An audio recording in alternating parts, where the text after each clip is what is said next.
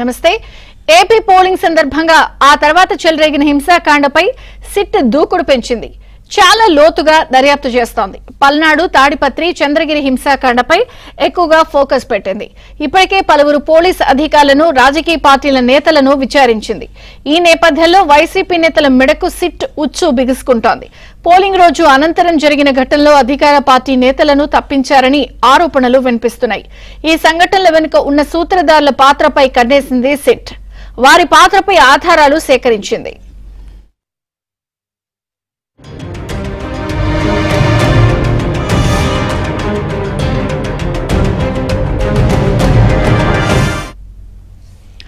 ఈ మొత్తం వ్యవహారంపై సిట్ నివేదిక రెడీ చేసింది. దీంతో అధికార వైసీపీ నేతల్లో హైరానా మొదలైంది. ఇప్పటికే మాచర్ల దాటి వెళ్లారు పిన్నెల్లి బ్రదర్స్. అయితే గృహ నిర్బంధంలో ఉన్న పిన్నెల్లి బ్రదర్స్ వెళ్లేందుకు కారణమైన వారిపై సిట్ సీరియస్ గా ఉంది. మాచర్లలో అధికార పార్టీ నేతలకు ఉన్నతాధికారుల నుంచి వస్తున్న సమాచారం చేరవేసిన వారిపై కూడా సిట్ దృష్టి సారించింది.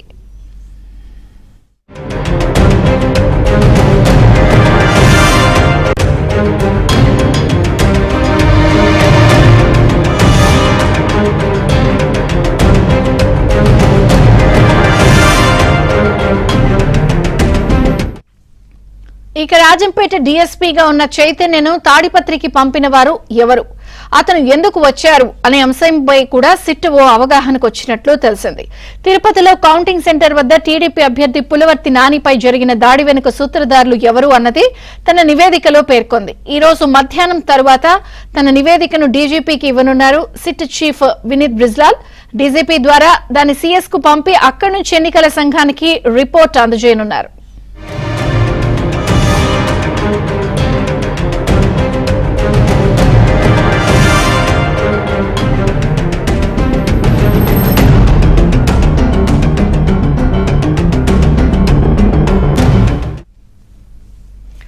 మరికొన్ని అంశాలపై సమగ్ర సమాచారాన్ని సేకరించేందుకు మరికొంత సమయం కోరే అవకాశం ఉంది.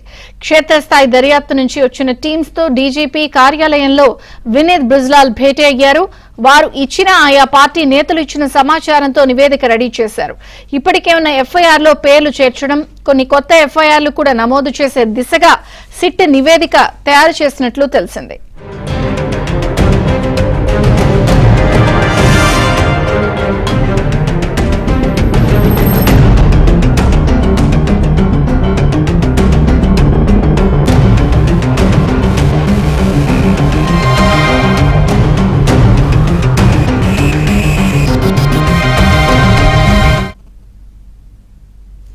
ఏపీ పోలింగ్ సందర్భంగా ఆ తర్వాత చెలరేగిన హింసాకాండపై సిట్ దూకుడు పెంచింది.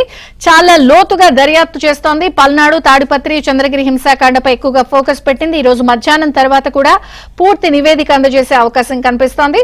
మరిన్ని వివరాలు input editor Srihari news room నుంచి లైవ్ లో అందించడానికి సిద్ధంగా ఉన్నారు. Srihari, over to you. Vijayachandrika, Andhra Pradesh లో పోలింగ్ తర్వాత జరిగిన హింసాత్మక ఘటనలు, ముఖ్యంగా దాడులు, ప్రత్యర్థులను టార్గెట్ చేస్తూ వారి ఆస్తులపైన, పార్టీ కార్యాలయాలపైన, ఇళ్లపైన జరిగినటువంటి దాడులు ఏవైతే ఉన్నాయో వీటి మొత్తం కూడా దేశంలోనే ఎలక్షన్ కమిషన్ వీటిని చాలా సీరియస్గా తీసుకుందని చెప్పొచ్చు. ఎందుకంటే పోలింగ్ తర్వాత ఇలాంటి ఘటనలు జరగడం అనేది పెద్ద ఎత్తున గతంలో మనం ఎప్పుడూ కూడా చూడలేదు. సహజంగా పోలింగ్ రోజు తర్వాత కొన్ని పరిణామాలు, కొన్ని ఘటనలు జరుగుతూ ఉంటాయి. కానీ ఇక్కడ ఉద్దేశపూర్వకంగా పోలింగ్ రోజునే సాయంత్రం 3 గంటల తర్వాత నుంచి మొదలై దాదాపు నెక్స్ట్ 2 days పాటు కూడా ఇవి కొనసాగాయి. చాలా దారుణమైనటువంటి ఘటనలు కూడా చోటు చేసుకున్నాయి. దీంట్లో సామాన్యమైనటువంటి ప్రజలకు గాయాలవడమే కాదు, వారి ఆస్తులు కూడా నష్టపోయారు. పోలీసులు కూడా గాయాలైనటువంటి పరిస్థితి, వారిని కూడా టార్గెట్ చేసి దాడులు చేసినటువంటి పరిస్థితులు.